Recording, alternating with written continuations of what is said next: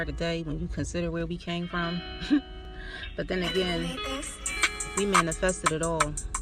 So we thank the Creator for His blessing and also for besties in business. Yo, yo, sit back, relax, and let yourself go with simply Naima and alter ego. These are trying times, so relax your mind. If you need some help, then drop us a line.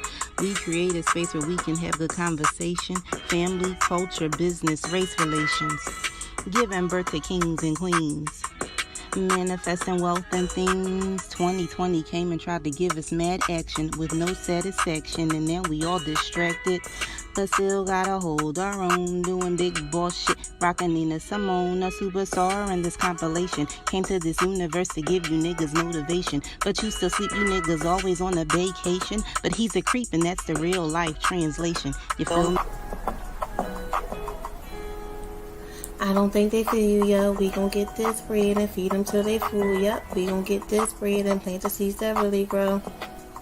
We do it to build and not for likes or for show. Expand your network, your connections will grow. Thanking the Creator from where all our blessings flow. We are innovators and creators, multifaceted, talented, beautiful queens. Most of all, confident and conquering dreams. Besties, gang gang. Hello, and welcome again to another episode of the Besties Building Brands podcast. Today we have two amazing entrepreneurs who have some skin in the game, and we're going to be talking about a topic that you see a lot of people post about a lot: family and friends not supporting their business. So it's just an open conversation to talk about why that is, and what we can do to, make sure we're still successful with or without that support. So before we get started, I would like them to just introduce themselves and tell you a little bit about themselves. We could start with Valerie. Hi, I am Valerie Brown, and I am the founder, CEO, and owner of Brown Table Consulting, which and also Vision by Design, which is a graphic and web design agency. I have been a business coach consultant for 14 years, and thank you for putting my website up.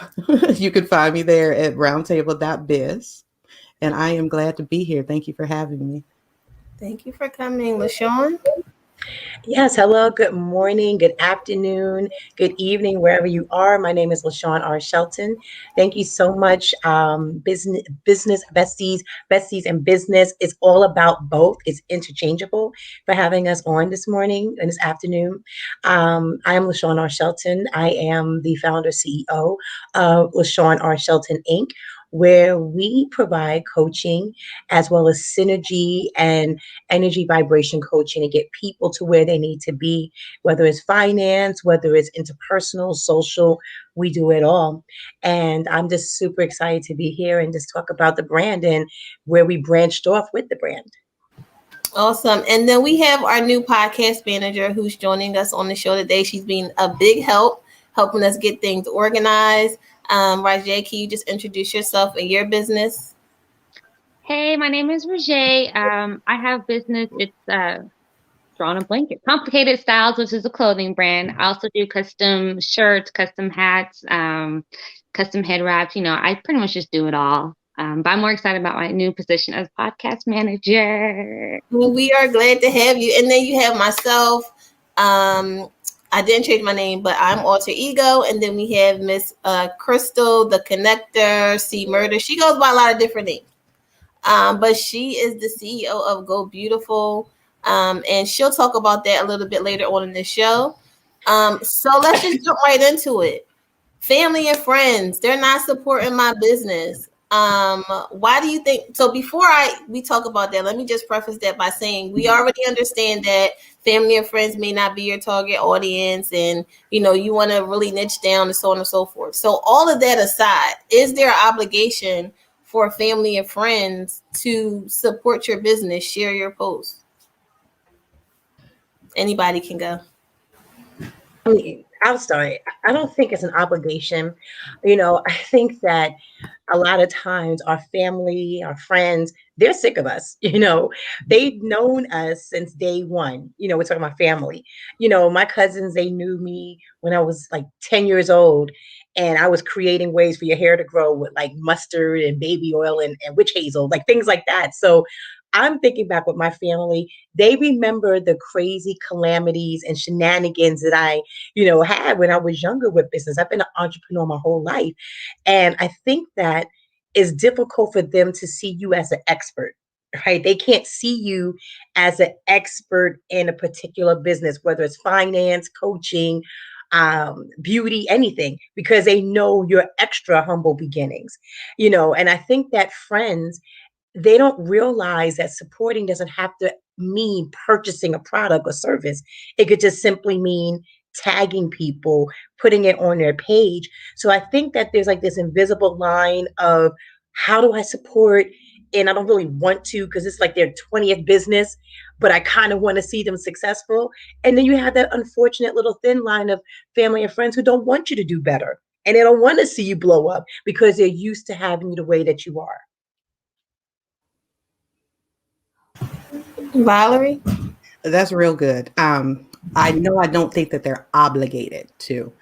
And support comes in various forms. So even if you're not tagging me on a post in social media, could you at least support my efforts? Could you at least say, Valerie, I think you're doing a really good job, and I am so blessed to see how you prospering or something. But obligation, no. I think family and friends sometimes need to stay family and friends. So I'll play the devil's advocate, right? The devil don't need no advocate. I'm sorry. This is how I feel, right?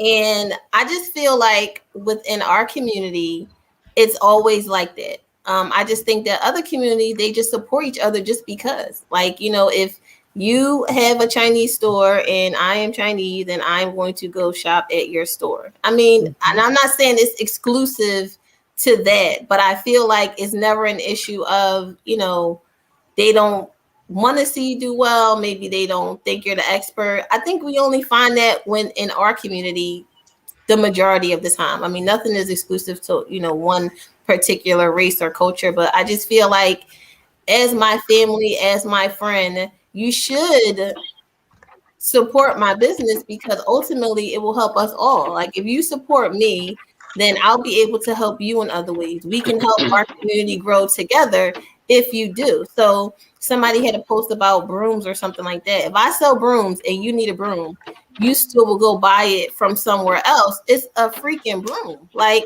you should buy all your brooms from me, even if maybe you like red brooms, but I sell blue brooms. Buy the blue broom. And then eventually with your support and the support of my, network, I maybe can get red brooms, but just do it just because even buying something that you may not necessarily need for yourself, you can gift it off. And that's a way of supporting because now you put that in the hands of someone else who may now in turn become a customer.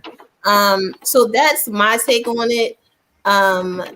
And I don't know. I just really think that it should be a level of obligation to do that, even if it's just one time. You came out to the launch party, but you're not a return customer. I'm doing weaves. You don't wear weaves. Okay. But you came out and you brought a friend who wears weaves. I just think that it should be. And I think that would get us further along as a community, as a people, if we started thinking that way. When we talked about having this topic, and we've had this topic a lot in other groups and in other places, and I had an aha moment yesterday because when I think about my family, I was raised by my dad's side of the family, my dad, my grandma. That side of the family supports me. I can sell barbecue cornflakes and they go and buy some or tell somebody, yo, my cousin Crystal, them barbecue cornflakes slap. right? But my mom's side of the family, we're very distant, and it's just that dynamic in that family structure. They do not support me as much, and it's like they're still trying to get to know me. They don't know much about me, even though I'm family, and they come with a different set of expectations with supporting my business, my endeavors. And then I had to really think about in my head about, when we're talking about family and friends not supporting your business, what is the relationship besides the business? Like, are they, or were they always friends that were supportive, or were they friends that only came around when, you had the money to support them at the club, when you had the money, when you were buying things? So then those type of friends will come to you when you're giving them whatever product that you're selling, or giving it to them at a discount. Same thing with family. Is this the type of family that they only support when it's beneficial to them, when they can get something at a discount or whatever? And that will also help me understand why family and friends aren't supporting my business. And it goes, this will help other people too when they have their relationship. And are you that family member who only supports family when they're having a sale or a discount, if they are in a product-based business, or if they have a restaurant? Are you that family member that's going there like, let me get a slab of ribs for $1, right? Or are you that friend that's only coming when you're giving away free stuff, and you're taking the free stuff from your friend who has a business? And Khadijah made a very good point that in our culture, I feel like that when we say it only happens with us, because only we know us. Like, we're not living in an Asian communities, we're not living in white communities, so we can't really say what the whites, I'm sorry, not color, but what the clear people are doing, and what the Asian people are doing, or what the Africans are doing, what the Europeans are doing, because we don't live in their culture, and we can only assume because we see them doing things that's what's happening. But I know that yesterday my daughters wanted to go to H Mart. They love H Mart, which is the huge Asian store. I don't see any people of color in that store. I only see Asian people in that store, shopping, eating, working. We like to go to Pha Ha, which is on Adams Avenue, which is a Vietnamese noodle restaurant. Only Asians are eating there, only, and also working there. And and we can say the same about us, like when we go to our restaurants or our places to eat, you only see us. However, but in our community, we also see those other restaurants and other stores with other people of different nationalities in those, having those stores in our community. But we don't see them shopping at, I don't see any Asian people shopping at the beauty supply store. I see them working there, but I don't see them coming to shop there. Right? I don't see, when I go to Acme, and when I go to ShopRite, when I go to the grocery stores that are, indicative to the Americans, I don't see any Asians shopping in that store. I don't see any Africans shopping in those stores. So I feel like when it comes to support, how are you supporting, and the relationship you have with the people that you are supporting? That makes sense? Do you think that it, because I always like to look deeper into things though. Like, do you like, because I personally feel like we don't necessarily have a culture. Like, we have bits and pieces of things that we took just from being here. And those other nationalities, they actually have culture that they brought with them. So that's why it's easier for them to, okay, we're going to go to the African store because they have all the things that I eat. And, I don't eat this here, or I don't do this. Like, do you think it comes from that? So even though not subconsciously, you may be thinking, I'm not supporting her, I'm going to go over here, I'd rather get the broom from Walmart. Is it a deeper thought process that we're not even recognizing that's causing us to not just support just because my friend has this business? I mean, I do think it's deeper. Mm-hmm. I do think it's deeper. Me and my son's nurse had a conversation. She's a woman of color. She said that the reason why she does not support Black businesses because the stuff is always cheap. And when she goes to Children's Place or shop, in the Macy's or whatever, the material is better, it lasts longer. And I had to get her to think about, you need to understand that the reason why you feel like the material is cheaper is not only just your mindset, but understand this, that as a business owner, when I'm looking for a product, they're not giving me the same price because I'm a person of color. And because I'm just starting out, I don't have this large amount of funds where I can afford the top dot denim. I can afford this, the lower price. And then as my business grows and gets better, then it'll be, the denim will get better. But you have to support them at that stage. And I feel like that is also what's going on, is that people aren't really thinking about the cost of things. But Shein is cheap as heck. You wash something from Shein, it shrinks and wrinkles forever. And look at how fast they grew. I think it's just a matter of how our culture, like you said, is piece to piece. And I'm trying to keep my social studies, teacher hat off. But, I have family who are Haitian descent. And when they do, for example, when they do susus, those susus go on forever. I'm talking like my aunt was in a susu that was like 3 years, because they believe in supporting and making sure that everyone eats. We do a susu, 2 rounds get paid, that's it.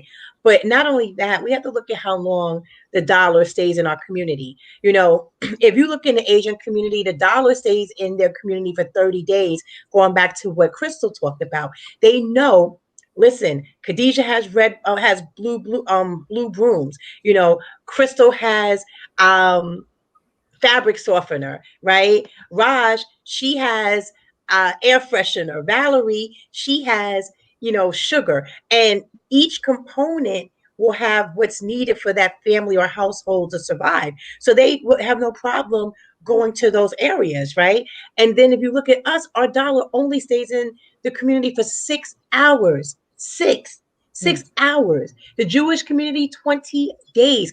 If you go to some parts in Brooklyn where it's strictly Hasidic Jew, like they have everything from hospitals to car dealerships to babysitting. They have neighborhoods. In one neighborhood, daycare, schools. The Jewish community, when I mean a tight knit community, she is knocking on the door of the example that needs to be spread across all cultures. Exactly. I'm so sorry. You're right. Raj, you're right. Because I'm from New York, right? And I'm from Queens. And there's certain areas, they call them little somethings. So Little Russia, everything is Russian ran. Right? Little Guyana, everything's Guyanese. But when you go to Flatbush or Crown Heights, you could get shot in front of the hospital. They will take you to Brookdale, which is 10 miles away. They will not put you in that hospital because that hospital is specifically for that neighborhood. And until we come to a meeting of the minds and have that same mindset as Tulsa, as back before things were segregated, we're never going to come together. Because like you said, if you have a blue broom for $10, some of our mentalities will say, well, I'm going to go online and spend $20 for a blue broom because I think it's better. And it just goes back to Valerie saying, what kind of relationships do you have with your people? And are they truly supporting you? Are they evil eyeing your business? Do they wish they had the tenacity to do what you did? And I think now in 2020, 2021, things have changed so much because we weren't in those markets. So we couldn't even form a neighborhood. We didn't know where to even get brooms to sell them. You know what we did? We cooked. When you look at most Black businesses, we cooking, we cleaning, and we doing hair. What else? Babysitting. Like we have to expand ourselves. So yes, we are in the medical field. I'm sorry, I forgot funeral homes. So we doing all of that, but what are we doing with the natural day-to-day needs that we have? And you can find that more now. There's so many Black-owned businesses, and I have vowed to myself to primarily use Black-owned businesses for my everyday needs. And they are out there. And if we have enough people within our community to do that, we could keep that dollar, like LaShawn was saying, we can keep recycling that dollar between ourselves. It's honestly everything. It's with us not being together is the reason why people aren't going to support me. Like I've had my business for 4 years. I've been doing custom shirts. I've been doing clothing, everything. I started candles. My business is not shooting off as the next person who just started it, who just, so happens to be the popular person. So they're going to go with the popular person because that's who they know. But we don't stick together enough to say, hey, well, yeah, this person has candles, but so does A, B, and C. We don't promote other people's brand because we want to promote Nike. We want to promote Puma. We want to promote all these brand names that are already in the system that don't pay back into our communities, that really don't care about it. Not So even the bigger brands. You even have smaller, like just the Chinese stores in the neighborhood that everybody goes to. They never do book bag giveaways. They're never in the community doing any hair stores. Never. But we still support them. And right now, there are online beauty supply stores everywhere. People won't buy. Right. But Raj said something that was really profound. There are some companies. So I represent a company, but they give back to the Black community all the time. You know, they are the largest company that employs and or has the highest six-figure paid African Americans in any business ever. You know, so companies like that, I don't mind being part of because they're like, okay, we understand your plight. We understand that stuff isn't going away straight your community. So they're doing the book bag giveaways. They're donating millions of dollars back into our community. They're doing, you know, free financial literacy for kids because they want to make sure they understand. They have different initiatives to help the African American community, actually the Black and Brown community, to be able to be a little bit more fiscally responsible. That I don't mind getting behind. But it's when you have those companies, like you said, Khadijah, they're following behind you every step of the way in the store, like you're going to take their $3 hair glue. You know, it doesn't make sense. It doesn't make sense at all. Why do you think we're drawn to companies like Nikes, or you see people, they want to get the red bottoms, you know, the shoes aren't comfortable, but you want to get it just for, you know, the status? Why would you get that? Well, not you, but why do you think we are drawn to that opposed to, you know, a smaller brand who, you know, will give back? Or why are we, you know, we have skincare brands, but then Rihanna, who's never been known for skincare, now she has skincare. Now everybody's buying her. Like, she doesn't have to show any type of proof that she knows what she's talking about. Hey, I have a skincare, and everybody buys it. Why do you think that is? Cloud? Sorry. Go ahead. For me, it's a status thing. It's like going back to high school. You have your cliques, and they see this clique is doing this, so they are the ones that have always been doing it. So that's who we're going to follow. It's a sheep type of mentality for me. People are sheep, and they don't want to stand out. They don't want to be different. It's a following the crowd type of thing. And I've come across that because I've worked I was 25. I was working in a company where there was women who are older than me, and they didn't like that I wasn't conforming to the way that the company's telling you to be. So of course I'm going to stand out. So that goes when it comes to brands. That comes when it comes to shop. Everything. That's what it all boils down to. We're following one thing because they're telling us to follow this. We're not stepping out. We're not getting back in our community saying what we have to give to ourselves. Because we're always taught this is what we're supposed to buy. This is where we're supposed to shop. We weren't taught that we are the shops. We weren't taught to give back into our communities. And I'm from Alaska. So I didn't learn about this until I was 18 and grew up and left Alaska, and I moved down to Texas. And that's when I saw just the division among just everybody.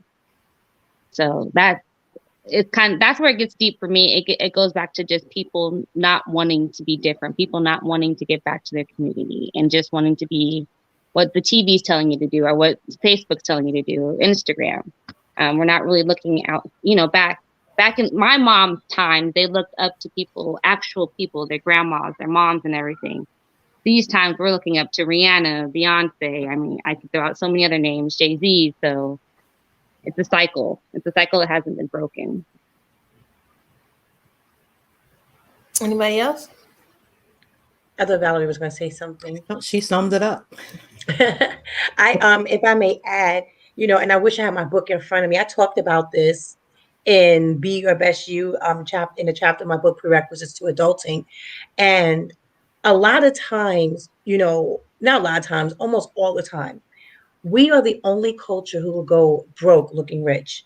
We're the only culture who will literally wear a pair of $600 shoes, a $20,000 bag, drive a $50,000 car, and wear $80 lashes, a $500 weave bundle, and probably the least expensive thing on our body might be a trinket, But then we're going back to the project. So we're going back to an area where, that same amount of money on that one outfit could have purchased you a home, and it's because we want to look that part so bad. And thinking that looking at parts going to make us look and be viewed as something that we're not. I remember hanging with, girls when I was younger, and their soap would be like the size of a debit card, but they would put on that $500 outfit to try to meet somebody. So I think it's the mentality of, I'm not going to get coaching from Valerie because she may charge $200, because not realizing Valerie's trying to help out. And that's not Valerie's prices. I'm just saying. But then they'll see Les Brown and I'm, hey Les, I'm cool with him, but he'll charge the same training, if not less. I mean, give less for like $5,000. So now they're doing payment plans to get the same exact thing. When I did the podcast, Get Paid class that you were in, Khadijah, people were like, well, maybe if you raise it to $500 for 3 classes, people would join. And I refused because I said, there are people out there that need to learn this skill set. And they're not going to be able to afford $500 per session. So they view your product as being cheap in the value opposed to the price. And they'll chase that dollar. Oh, Les Brown and Lisa Nichols must be saying something super, super special because they charge me $5,000. She's going to charge $125 and skip right over a blessing. I've had a couple of coaches tell me that before about pricing, and I talked to Crystal.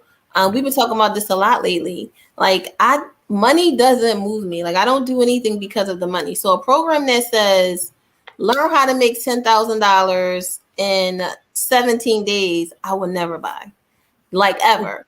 But that's just me, because for one, like, I think you're lying. And I've seen quite a few people on Clubhouse. I've heard them say how they, they're making $2 million. It's their second year, $2 million. I have a program to show you how to do it. Well, I went on your Instagram page and I went back 5 years ago, and you were trying to sell that oil 5 years ago. So why are you lying? You know what I mean? Like, that annoys me.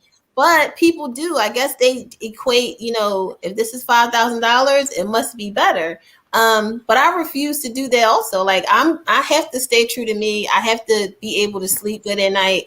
And I just can't see me doing it. I don't know. I just think that it's deeper than just family just not wanting to support. I think it has a lot to do with what everybody says. Like, they can't see you as the expert. They see little Khadijah who, you was doing hair. Like, I remember when I first started doing hair, like, I literally had to go to people like, listen, I will do your hair for free just to show you that I know what I'm doing. Or I will go to people at my job and say, hey, I'll do your locks for $10. Mind you, I went to school. Like, I have a cosmetology license. I went to a Paul Mitchell school. So, and I did well, graduated top of the class, you know what I mean? Specialized in the color, all of that kind of stuff. And people still were like, no, but you would go to the Dominicans and let them jack your hair up, knowing that your hair is being burnt out. Just crazy. It's just the mentality in our community is just so weird. And I'm just determined to just do my best in any way I can, even if it's a small sector of the community, I will. And that's why I talk about a lot in the group. Like, it could be 6 people in here, honestly. Like, I really don't care. Like, it could be 6 people. I'm not impressed by it being 1,000 or whatever. I really don't care. I just really want us to be able to get on one accord and understand that if we all do it together, right, then right, we'll be further along. But I wanted to talk about just what you were saying about, well, when I asked about the Nike and the bigger brands, like, I even think about relaxers, right? I guess because I'm a hairstylist, like how we wanted to relax our hair because we wanted to look like, other people. And that was, the idea of beauty. I saw, I think it was like an Ebony magazine where it said, like, are Negro women getting prettier? And I think all that stuff just has like lasting effects. So it just affects everything. So just like for insurance, for example, a white male selling insurance could probably close an older Black woman faster than a Black woman would. And you would think that you could relate to her. She's a younger version of you. You see yourself in her. No, they don't trust you. Even though all that Same product. all that you've been through, you still look at him and you trust him. Even car salesmen. I go through it all the time When with I insurance. was in All the time. Drexel going to school, I promise you, I was an engineering major, black and female, only one, and it was like 2 other women in the class. Like it's I don't know. So Yeah. so with knowing that it's a deeper issue and knowing just the way we are in a community, how have you guys sustained your business? How have you continued to grow? I really I look up to you guys. You're my Facebook aunties. You guys you have integrity. You stay true to your mission. You look the same when you get on camera. So I trust your opinions. How did you guys, weather the storm? How did you make it so long in business? I think it's what you said, being consistent, staying true to the mission, just really persevering and pursuing my vision. And people like to see consistency. You know what I mean? So if you just kind of being flighty out here and you posting, you baking cakes one day, you doing hair the next week, selling cars the week after, it's like, we don't know what you're doing. You just doing everything. And so now I don't trust you because you ain't sticking with nothing. So I just wait people out. I've had clients come to me and say, Valerie, I watched you for 2 years before I decided to come to you. I want to get my money together, and I don't even charge outrageous rates because I deal with a lot of startup entrepreneurs who just don't have it. But then I also deal with a lot of existing entrepreneurs who ain't making no money because you didn't lay the proper foundation. So I'm here to teach people to get back to the basics. Let's lay the proper foundation so that you don't become frustrated and overwhelmed because you didn't do things right the first time. So that's what it is. It's just being true to me. I'm always me, and no matter what environment that you see me in, and you're going to get the value you get here is the value you're going to get out there. Yeah. With me, it's a little bit different. I'm like that entrepreneur, like the freshman college student who have no idea what they want to do in life. And when I started out with entrepreneurship, I had so many things I wanted to do, because I saw so many issues in my community and I wanted to tackle the world. I wanted to do everything. And I remember, having a conversation with someone. They said, just find 5 things that you truly like. Dr. Willie Jolly, shout out to you, Willie. And he said, what are the 5 things that stand out the most to you? And I told him, he said, okay, work on it. And, I agree with Valerie, but I also can't help but say, well, what about the celebrities who have vast portfolios who, Rihanna's a singer, like you said, what does she know about makeup? But she's in makeup, she's in modeling, she's in lingerie, she's in singing, and she models. Those are 5 different, polar opposite communities and industries that she's in. The same thing with Jay-Z. He's a agent, a talent scout, music, real estate. Warren Buffett says you have to have 5 to 7 streams of lucrative income to become wealthy. And sometimes those streams won't be in one subject area, one genre of business, if you will. So I think with me, my biggest product that gives that stick-to-itiveness and then brings it all together for me is my blog and my podcast and my books. That's what gels everything together because I coach people. I teach them how to elevate their energies so that they can vibrate a higher frequency with their business. A lot of times it's mental blockage that keeps people from being successful. But then I'm in insurance. I help people become financially free with their and debt free, financially independent. Those 2 industries are one and the same, but they're different, and I also teach people how to write books or podcasts. So if someone says, well, you're just doing everything, yes, but no, because I had to grow up in my business to see where are the parts and pieces that our people are missing and how can I fix them in one product. And that product is me. I'm the brand.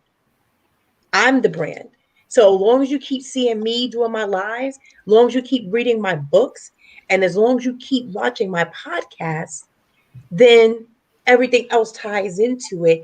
And then the integrity that I give and the TLC that I give and the information that I teach, that's what makes people say, I kind of like her. I dig what she's doing. And I'm going to stand behind her and support her. And that's how I got a lot of my major clients and companies because of that. You see, LaShawn, all of your stuff is connected and it makes sense. Right. And you show up If you different start every selling time. car oil, I'm gonna question you. Does that car oil make the pages turn? So we're going to take a 20-second break, and then we get back. We're going to but before we take the break, I just want to publicly give you a shout out, LaShawn, because like I said before we started, I've been wanting to do a podcast for a long time, but I was always so shy. I hate my voice. I'm an introvert. It's not going to work. And she really pushed me to do it. She has an awesome podcast training course that she could tell you about after our break. And this is episode 25. So I was like, I really have a whole show. I need to be on TV or something. I'm really already doing it, in real life. Your TED Talk. Yeah, I'm like, yeah, TED Talk is coming. I'm like, I need to be on the Tizu. She really got me out here. So thank you.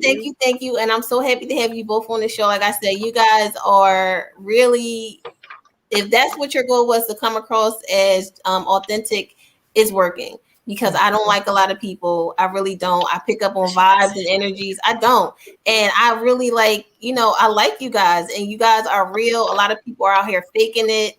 And you guys are real. So let's take a break, and then we'll finish up the conversation. Thank you for tuning in to Betsy's Building Brands podcast. If you're interested in being a guest or having your business advertised on our podcast, please send an email to podcastmanager@bestiesinbiz.com. After the show, don't forget to head over to Facebook and Instagram to subscribe to our page, Besties Building Brands. All right. So that was our little commercial break. That was our first time doing that. So I'm excited. That was so cute. Okay.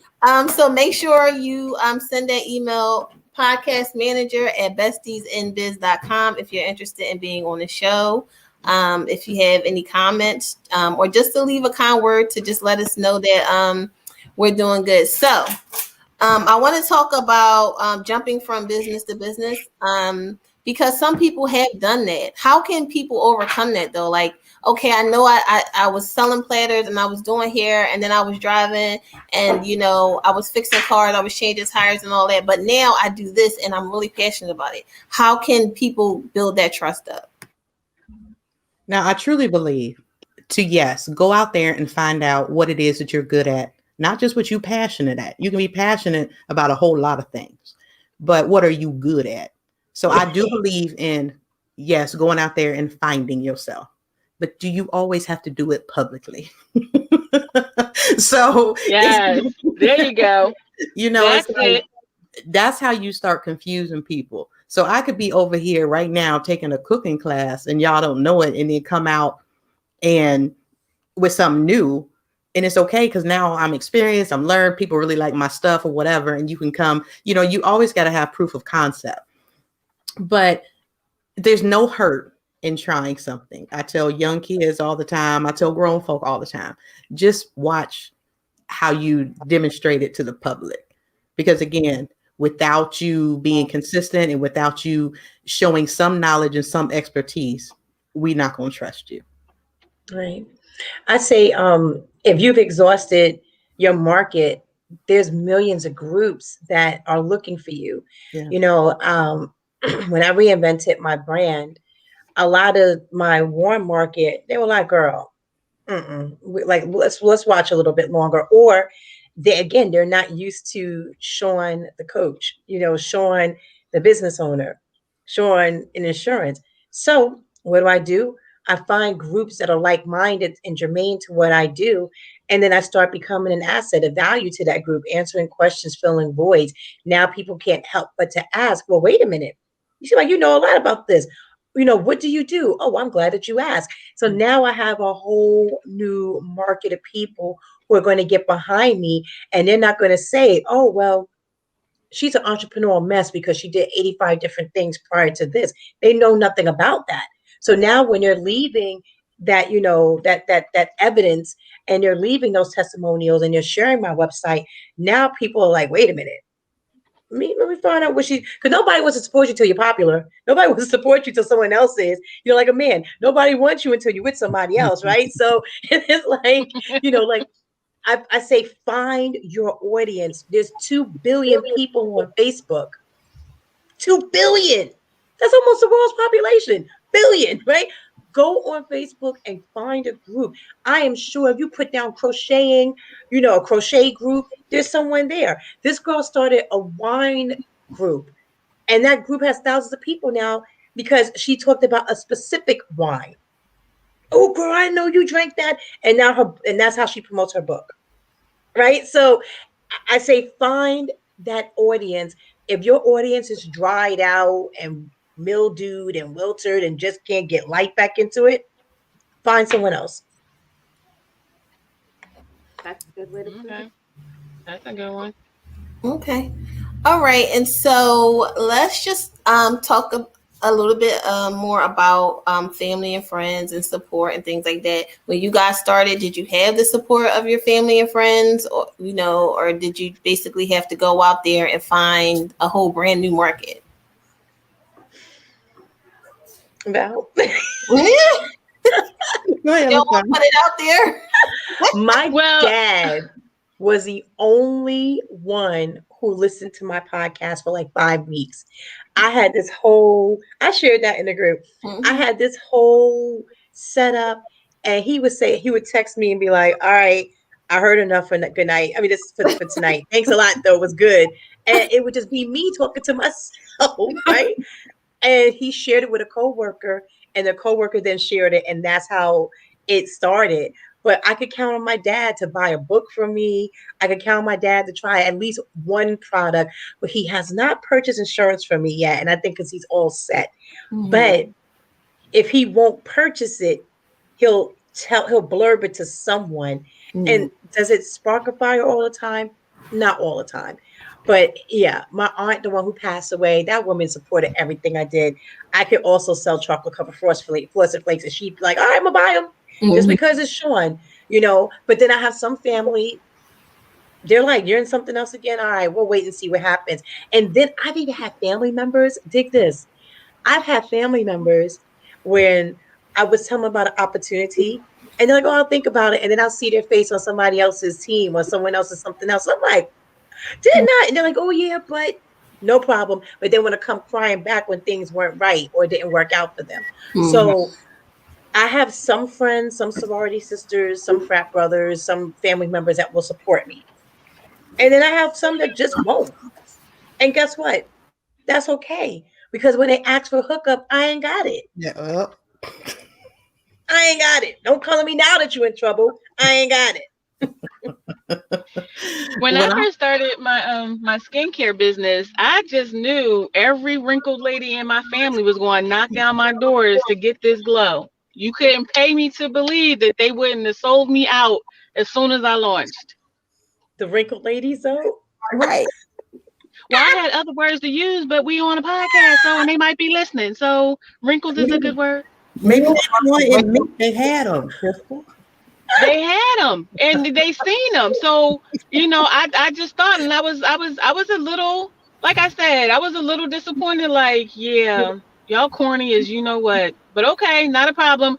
Maybe y'all need to see proof. So when I started coming, and every time I came, I made sure that I was keying. Hey, y'all. I'll be when I started 3 years ago. So let's see, I'm 48. I was 45, y'all. What's up? Y'all 45. No wrinkles, right? No wrinkles, no lines, no dents, no dings, all even, right?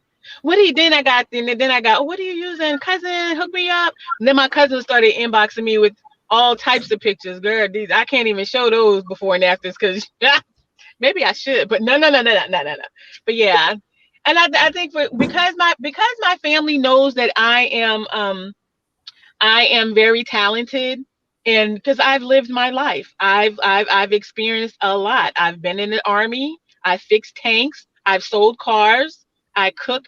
I can boil a pot of water with some seasoning salt and make it a 5-course meal. I can make $1 out of 15 cents. I can say they know I do a lot of things, so they come to me for certain things, but they only come because they know I know it, not that they trust me, because they still have that type of what Rajay was saying as far as the celebrity and stardom, because I'm trying to get that Beyonce hair and that Rihanna boot, the celebrity status and how they market it and how they want to emulate and look like them and be like them, even though they're in the hood.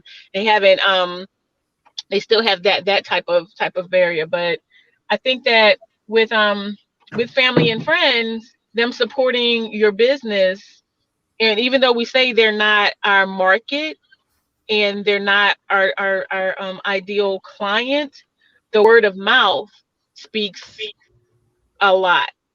And I know even some celebrities will talk about how their family didn't start, even Oprah said it, her family didn't start believing in her until she started, making millions. And then they came and started speaking her name in places, and then she didn't need it. So Tyler Perry, he had like what, 8 people in his shows? Yeah. Yes. And his mom was his number one support. It's always the moms. Aw. Yeah. When I first started, I just started. I wasn't worried about nobody else. And I also used to do wedding and event planning back in the day. And that was from a friend just saying, because I was so good at administrative stuff and organizational stuff, they were like, we think you should plan our wedding. And I ain't never done that before. And I was like, what? And I did it. And I mean, it was fire. So it was like, oh, I kind of like this. And I became very passionate about that. And right after that is when I started my wedding and event planning company.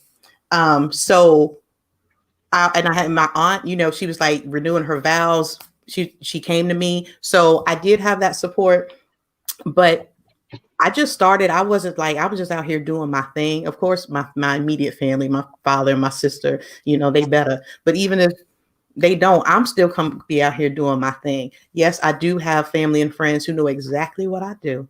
And you will not refer me. You will not share. You will not tag. You will not. I'll be like, wow, so you just gonna go to them for a logo and not me, or you gonna go to them for? I'm like, okay, cool. I'm thinking that because I'm human. Yeah. But I can't help you. Don't come to me to pick up the pieces when they fall. How about that? And it's That like, part. I'm gonna refer you on because you could have came here all along. Mm-hmm. So one last topic, and then I want you guys to shout out your business, shout out yourself, big yourself up. Don't be, modest, because you guys are awesome.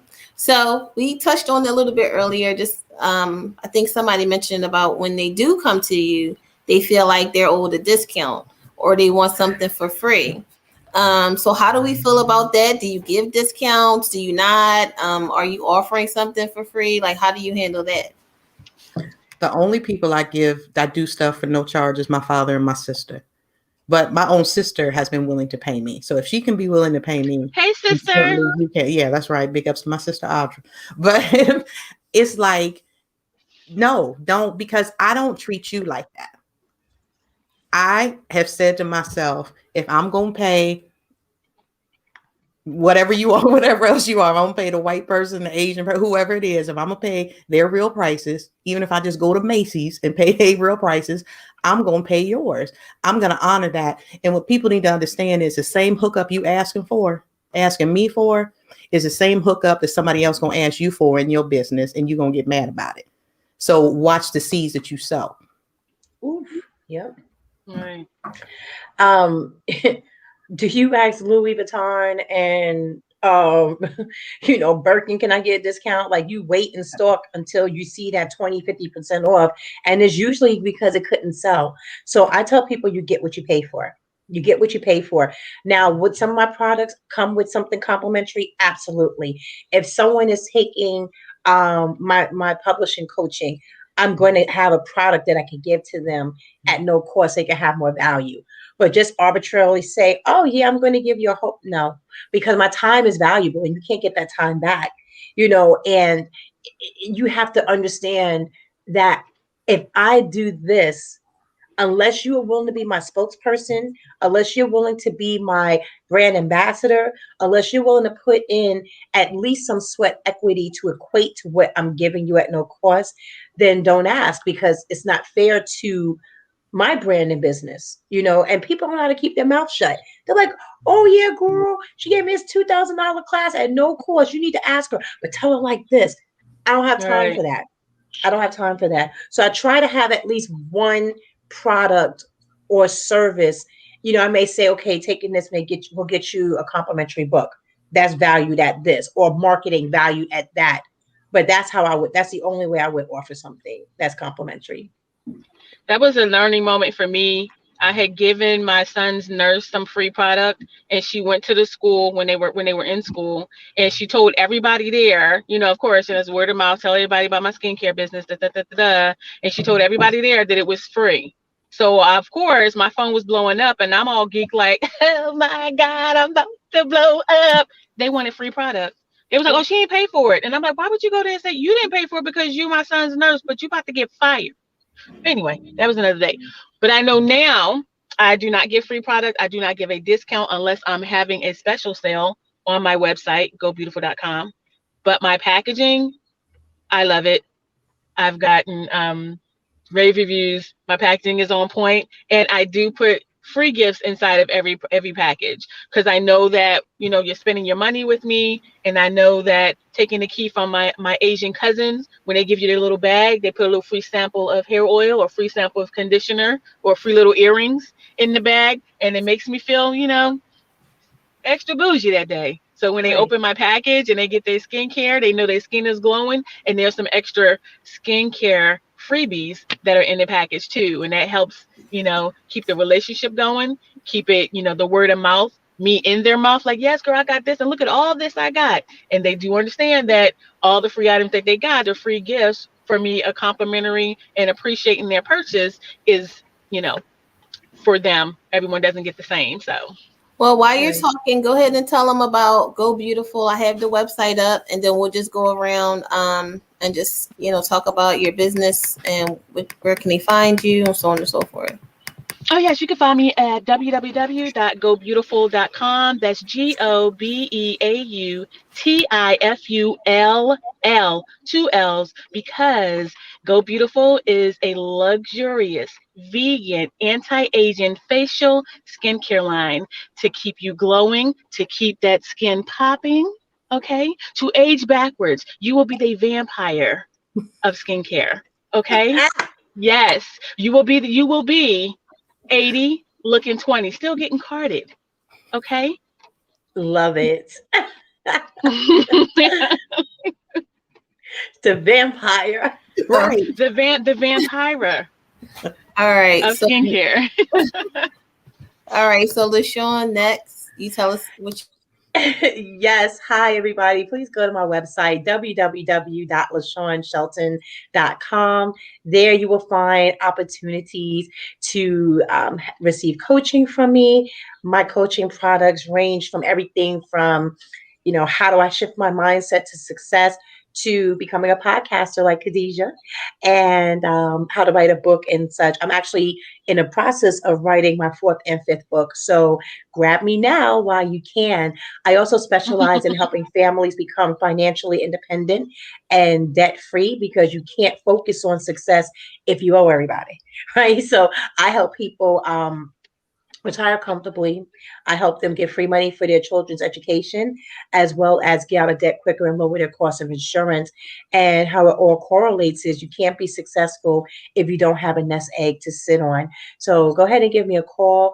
I have a podcast and get paid, as well as Write for a Purpose class starting in the next 2 weeks. So you would like to grab your seat right now, not now, but right now, and go to my website. It's a lot there for you. And Khadijah, thank you again for having me here. You're welcome. Thanks for joining us. And Valerie? Please go to my website, browntable.biz. And I am revamping it right now, but it is still available. My bio and my you can schedule a 30-minute consultation with me if you are interested in starting a new business. I want you to start out the right way. I want you to lay the proper foundations, and I want you to succeed. If you are an existing or rising entrepreneur and you want to rebrand, revamp your method and your message, I am also your woman. So please visit me there. I do have a graphic and web design agency that I am resurrecting. So I normally do design for my current clients if they want it. But I'm going to be offering some design packages because I don't do a la carte stuff. Now, if you just want a logo, don't come to me. Or if you just want a website, I'm doing your whole package. And we talk about branding strategy and all of that to get you going out here on the right foot. Okay. Rajay? So, I get to go again. I was looking for your website. Is your website up, or do they contact you differently? Change it. I was going a different direction. So it's complicated.com, ITSKOMPLICATED.com. I also have a new hair care product that's coming out. Got you some bonnets, the new head wraps, new earrings. I am glossing all ready for summer. So head over to my website and definitely check me out. What's the website again? It's complicated, IT with a K instead of a C. Okay. All right. So make sure you send that to me and Messenger. So when we end the show, guys, don't hang up. I just need one more minute after the show is over. So I just want to thank you guys for joining us again. You can find us on Facebook, Instagram, LinkedIn, Besties Building Brands. Crystal is also our business consultant for our group. You can, if you're looking to get just clarification on, just clarity on your business idea, if you need something new, something fresh, because you feel like what you're doing, you don't love it anymore and you need some new ideas, some new eyes on it, you can contact us. We have a lot of things coming down the pike. We have some digital products that we'll be releasing soon. But right now, we just want you guys to focus on group economics. That's the name of the game. I want everybody's business to grow. So find us, join the group, share your business, give some tips so that we can all grow profitable businesses. Everybody talks about, legacy building, but we just want to get you guys who aren't even making $1,000 a month to consistently make $1,000 a month, grow from there. We have so many wonderful people in the group that can help you. We have 2 on the show right now. We have Crystal. We have Rajay with her clothing, and it's just a wealth of knowledge in the group. Don't miss out on the opportunity. It's really one of a kind. There aren't too many other groups like that on Facebook, so find us.